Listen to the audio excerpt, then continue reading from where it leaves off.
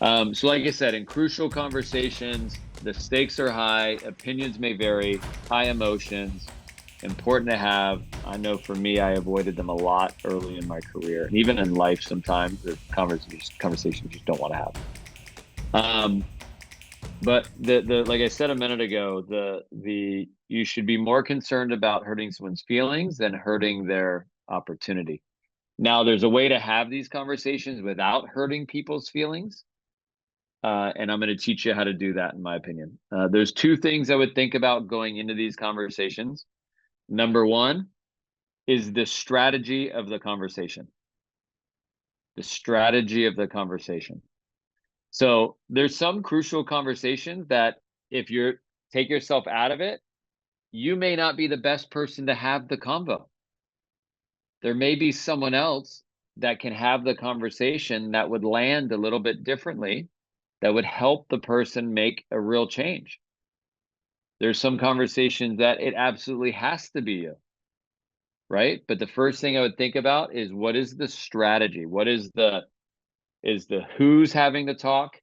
How are we having the talk?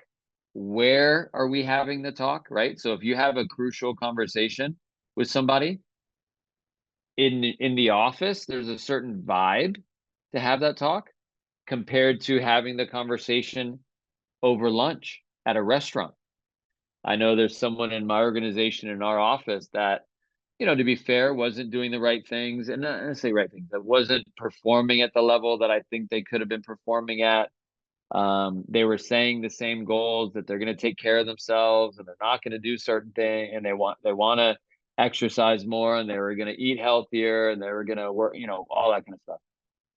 And over a course of a series of months, their sales, their production, their effectiveness was just a roller coaster.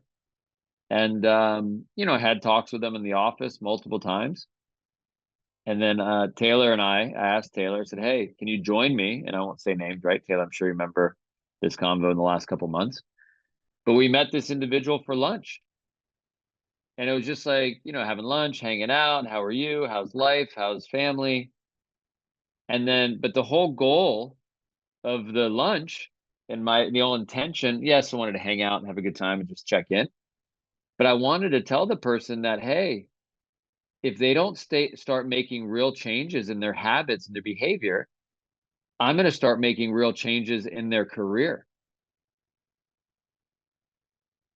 And I like, listen, I'm not doing this to hurt you, or I mean, last thing I want to do is have somebody leave the business after a year or two. But we're getting to the point where I'm saying the same shit.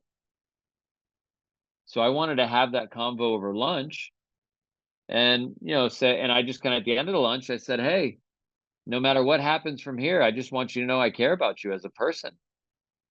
But as far as business goes, you need to make real changes or we're just not going to work together." And the interesting thing was, and Taylor, you were part of this convo. It wasn't at work. It was at a lunch, right? In a nice restaurant. We fed the belly and all that kind of stuff. But do you think it was a good strategy? Any feedback? Any thoughts on it? Right? Because a different approach than being at the office, right? Yeah, I mean, I think for I don't me, know what your vibe was, right? But that was an yeah. example, I think. Well, I think for me, like in terms of being present in that conversation, it allowed for just a different openness. And yeah, I definitely felt like obviously again, like you said, the stakes are high in this situation, like the emotions are high, and it was able to, like, if we were comparing apples to oranges there, it's very different in terms of the feel and approach. So yeah, I felt it was the probably the best way for this individual as well to listen and actually Yeah, and take himself out of it. it was on a day off. It wasn't on the working day, right? So there's a lot of things went into the prep. So my first point again is for these combos, the strategy. There's an absolute how you do it, where you do it, thinking through, and just that to open the person up a little bit to be able to help them. The second thing is the content of the conversation. What needs to be said? And so when you go through the content and you go through a message in a crucial conversation, I call it the 3 C's. The 3 C's of a conversation.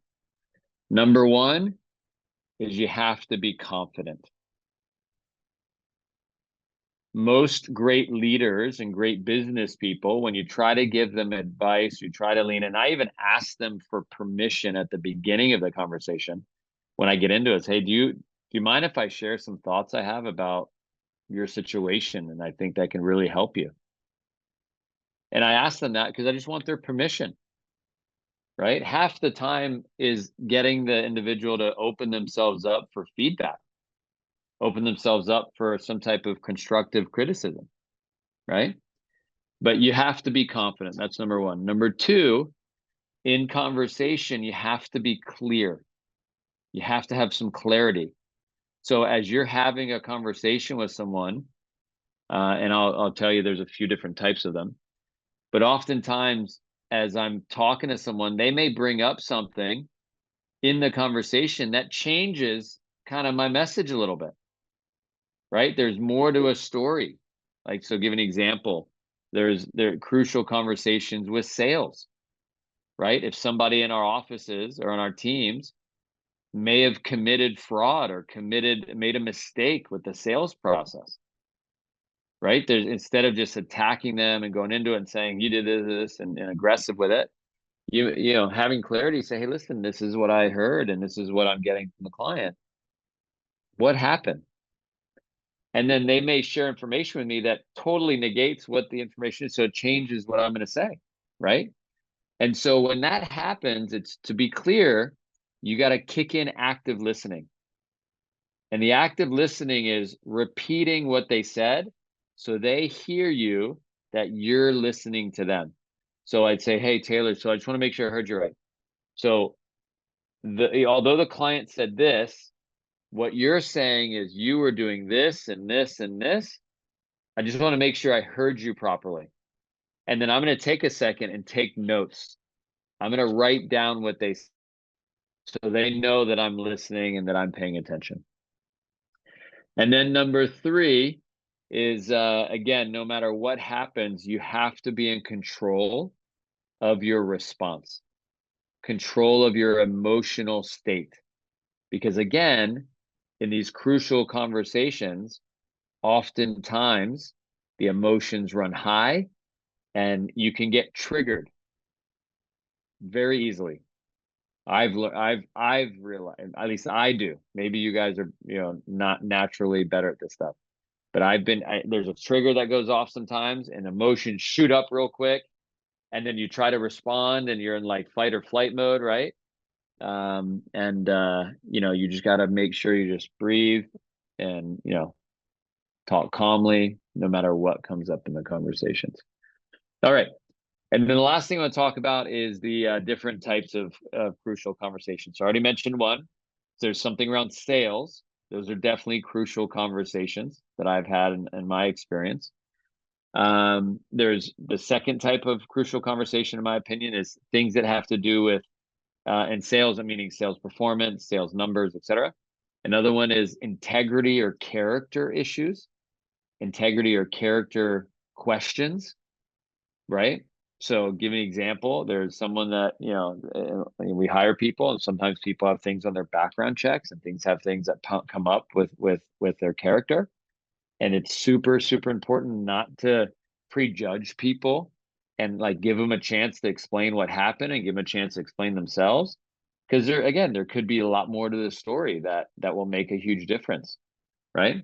So integrity or character conversations are crucial. Number three is relationships conversations. And man, I'll tell you, I think with all of us, that's probably the one that's the hardest to handle. At least I know for me, in my marriage and my conversations with my kids. Man, because I just I want them to be great, and I want it to be, you know, be good. And to be fair, I married up. I think you guys all know that know, you know, Sarah, but she's even taught me a lot about how she approaches things and keeps me like, hey, listen, we gotta hold on a second. You're coming in pretty hot right now, like, and I've had to kind of check myself. And then and then another one is just life conversations, life issues, right? I've been in crucial conversations talking about sales.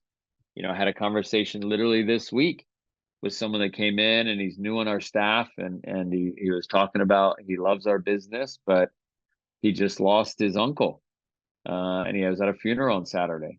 And I the moment he brought that up, I moved everything aside to do with the business, and I just sat with him, and I just listened, and I just gave him comfort. I gave him love, just as a young man in work.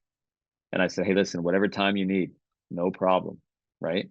Because again, the adjustment in that one, I controlled my response. I adjusted my approach. I didn't even bring up business from that point forward, because the reality is, if they're at a high emotional state with life, they're not going to hear anything to do with anything else. So all you want to do is help them empty their cup and get to a better place. But listen, the last thing I'll leave you guys with, and I'll turn off the recording, we'll do some Q&A, is the key to any important conversation is being prepared.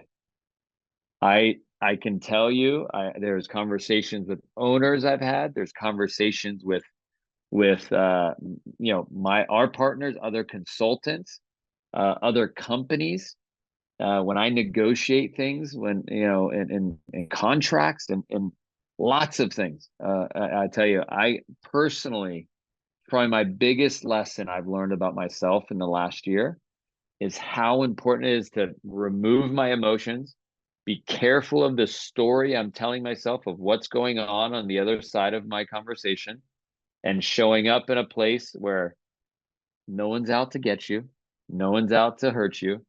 Like, you got to come in a certain, way yourself if you want to, get what you want out of certain situations and help people, if you have to do with influence. But even if, as you go into conversations, because there may be a conversation you're going into for you to improve, or you to get better, or you to get more about your roles and things. So it's vital to think about those things. So crucial conversation.